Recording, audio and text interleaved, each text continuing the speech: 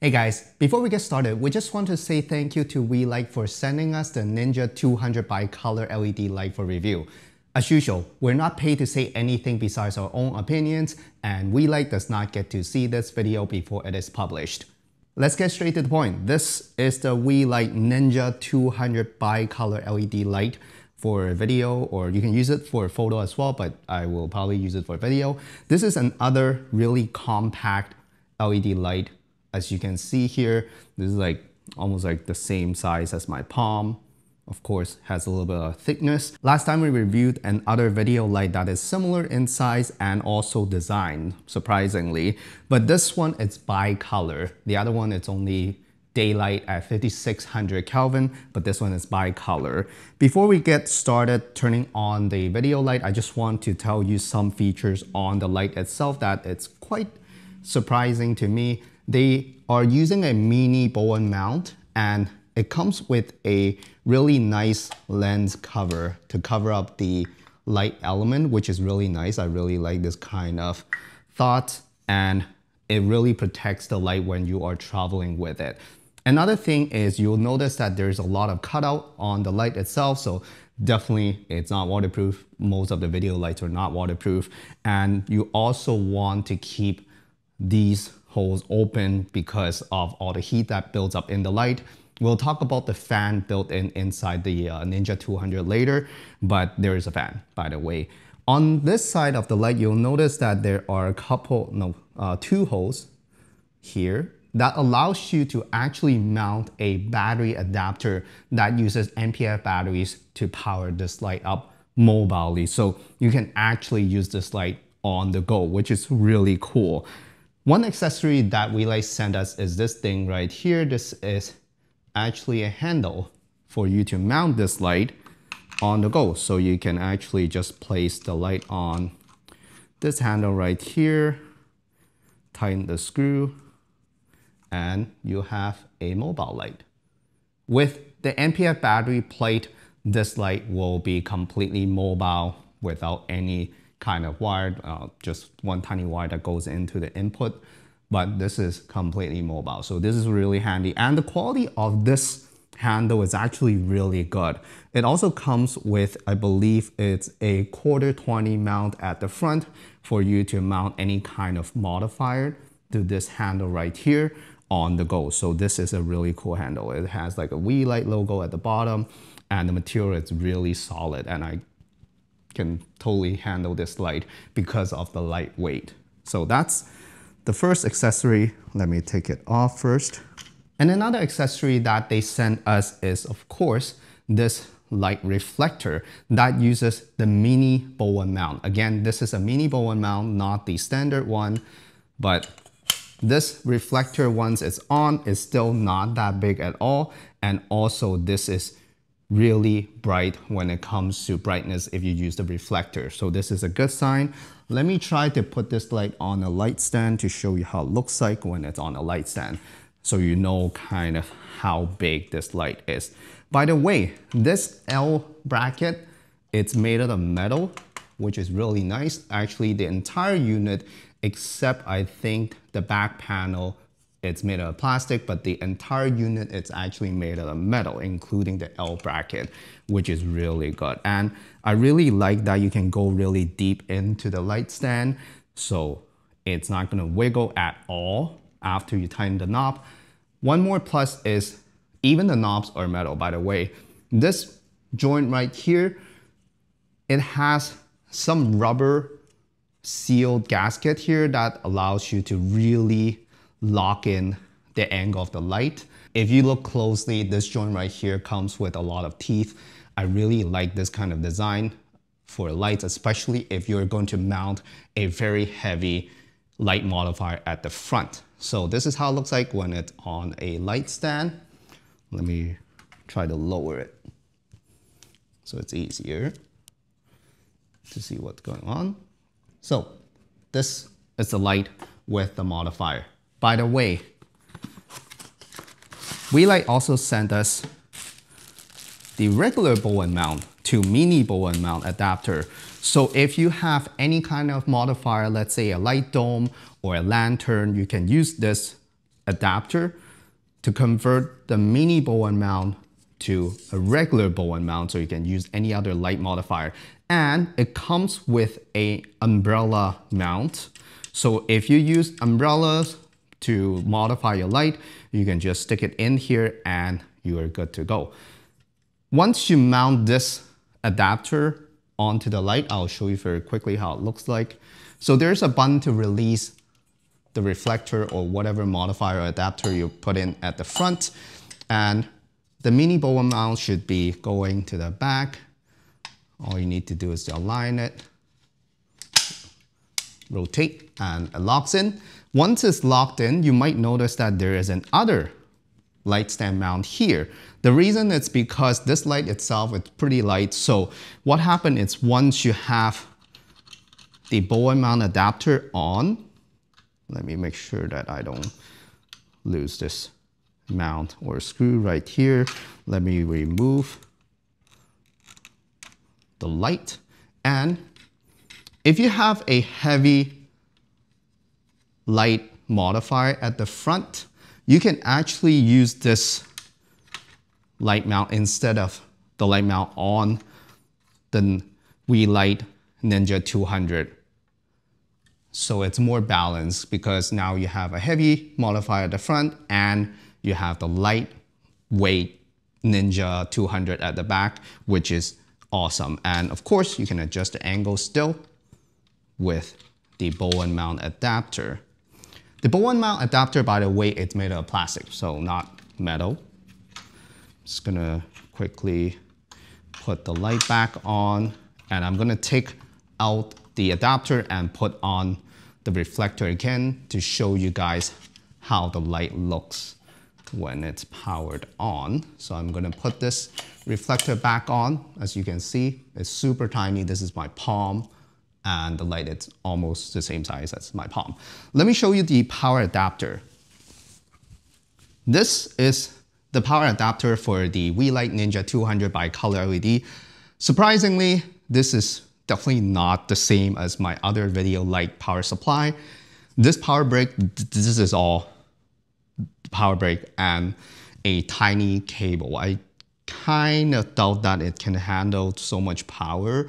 To be honest with you, I would rather have those thick cables that all the lights use for Videolite because they draw a lot of power, but I'm sure they tested it. But to me, this is not the most durable cable. This is the only thing that I'm kind of concerned about when it comes to durability. But if you want something easy, lightweight, without a cable going into the light and then going into the power supply and another cable going into the wall, this is better. This is just like a phone charger. The cable itself is super long and it seems like it's about 10 feet to me. So that's a good length. So I'm just gonna plug it in and show you guys.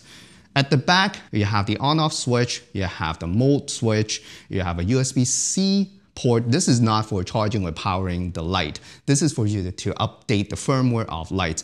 It's a very common thing right now that you can actually update the firmware of a light. Maybe they can do some adjustment, add in some more modes, so that's a good thing. And of course, this is where you plug in the DC 18 volt power.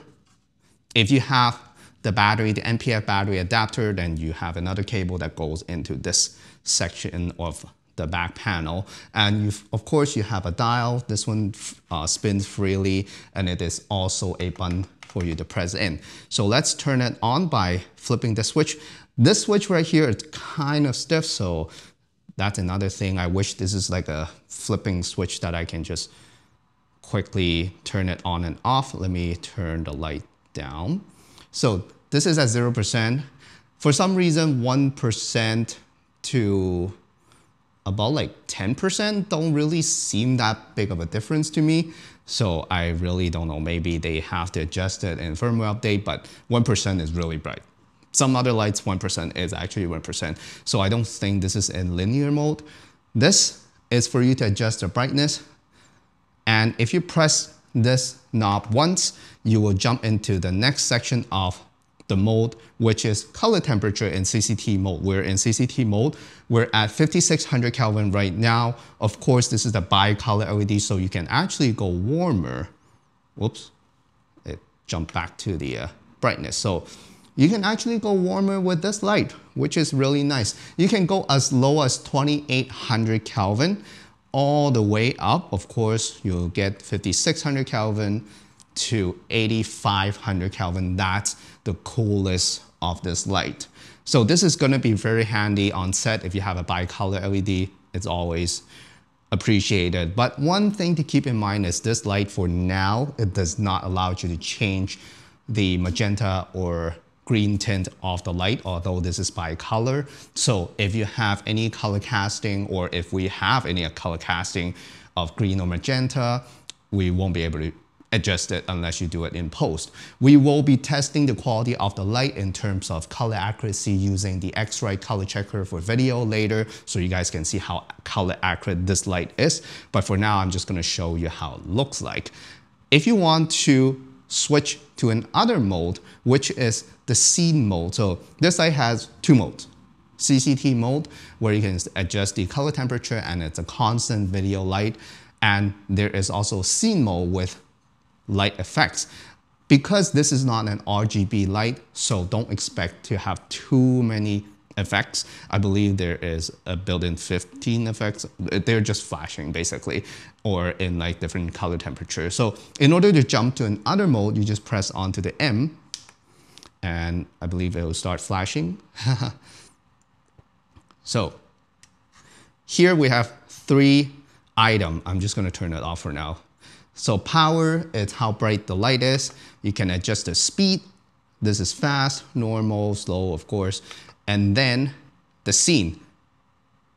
So you have different scenes. I think they have lightning, fireworks. I think that's firework. And faulty bulbs. So these are the effect. I'm not going to turn it on because it's just going to keep flashing. But you do have the ability to do different scenes with this light, and it allows you to set the speed so you don't have to be stuck with just one type of effect. So that's a good thing. So if I press onto the mode button again, it will jump back to CCT mode. If you want to adjust the light, now the light has a fan. No matter if it's on or off, the fan is on. You can actually hear it. Let me put my lav mic closer. So this is how loud the fan is.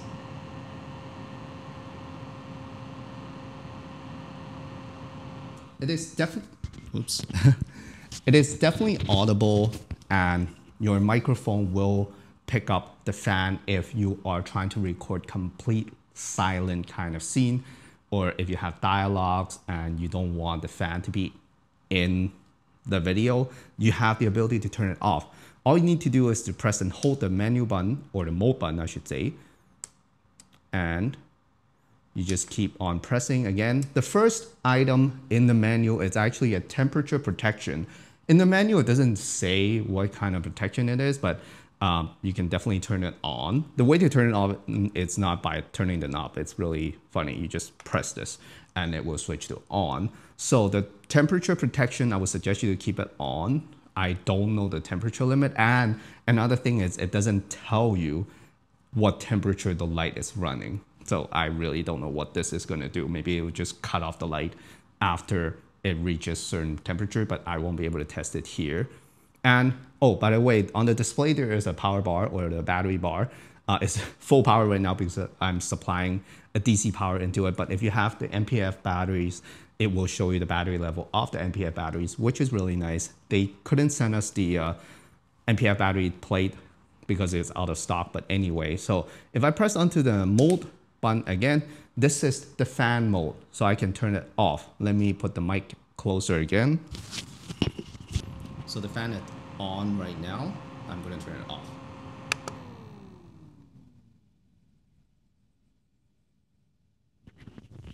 So you can actually completely turn off the fan, which is nice if you're on set and you need to have a completely silent set, then you can turn it off. And then the next menu item in the menu is update mode. So if you want to use the USB Type-C to update the firmware on the light, you're more than welcome to do so. You just need to go to the Filtrox website, because Filtrox, I believe they're the same company. Then you can download the firmware for the Ninja 200. Those are the mode for the menu. And of course, you have the ability to use a remote control to control or group different lights. And you can select what channel, what group they are, which is awesome. Let me get out of it. Oh, by the way, if you want to get out of the menu, you have to press and hold. It's not that intuitive, to be honest with you. So this is with the fan off. Let's see if the brightness will change. I'm now going to set the light at, let's say, 20%, so we know that it's kind of bright. I'm going to turn on the fan. Oh, it doesn't show you. Anyway, that's okay. I'm going to turn on the fan. And I will probably put it side by side. This is with the fan on. I'm going to show you an image without the fan.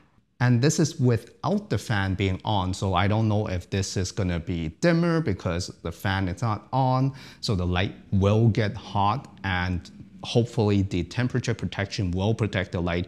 As I said before, I can't see the temperature of the light, so there's not much point.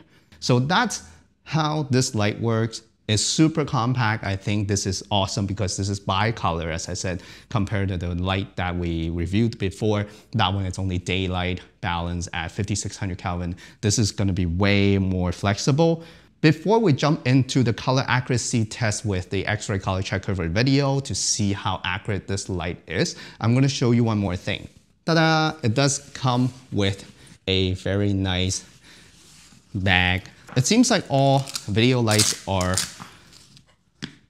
coming with a carrying case, which is very nice. This one, by the way, has like some feet at the bottom, which is awesome. So you don't have to worry about scratching the bag itself.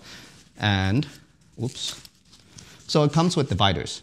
So it comes with these dividers where you can just split up the bag into sections, and it has a carrying belt, which is nice, really nicely padded. Let me move back to show you guys.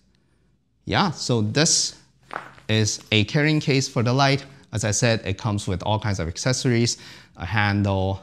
I believe you have to buy this Bowen, mini Bowen mount to regular Bowen mount adapter, but it shouldn't cost you that much. Now let's jump straight to the color accuracy test of the Ninja 200 bicolor LED.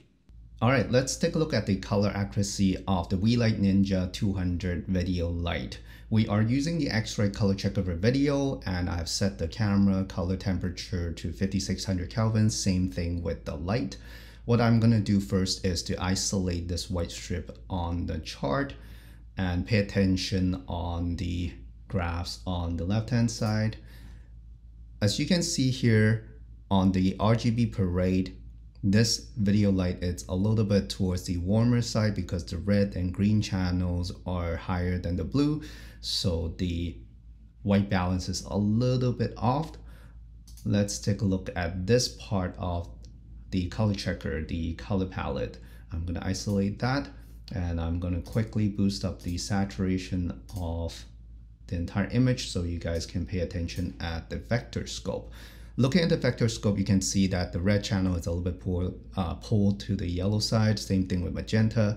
You can't really see the effect on the blue channel, but it's also affecting the green and cyan channel. But of course, nothing is really happening on the yellow channel. So I assume that by adjusting or fixing the white balance, it will shift the entire vector scope towards the right side to fix the color bias. The next thing that I'm going to show you guys is the skin tone. So I'm going to isolate the skin tone palette right here and pay attention at the skin tone line on the vector scope. Again, the saturation has been boosted. You can see that everything is pulled towards the yellow side, so it's a little bit off the skin tone line. So let's try to fix it by fixing the white balance. So I'm going to isolate the white strip again. I'm just gonna quickly adjust the white balance, pull the blue up a little bit, and it seems like the green that's a little bit high, and I'm going to play around with the blue again, and the green again, it's a little on the higher side. Okay. All right, I'm just gonna do it like this for now, and we're gonna take a look at the color palette again. So after fixing the white balance of the entire image, everything seems to be really accurate, which is a really nice thing. You can see that everything is pointing towards the correct color box, except I think magenta is still a little bit off, but everything seems really, really accurate. Let's take a look at the skin tone.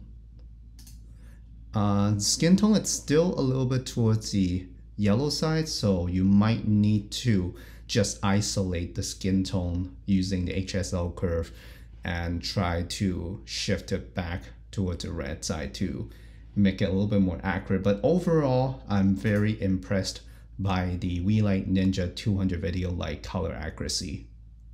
That's it. Those are my thoughts on the Weeylite Ninja 200 bicolor LED video light. To be honest with you, this is a great option or a budget option for people who are looking for a small, tiny light setup that is bicolor and also mobile, especially when you get the NPF battery plate. Let us know what you think in the comment section below. What is your favorite light setup? Thank you so much for watching, and I'll see you in the next one.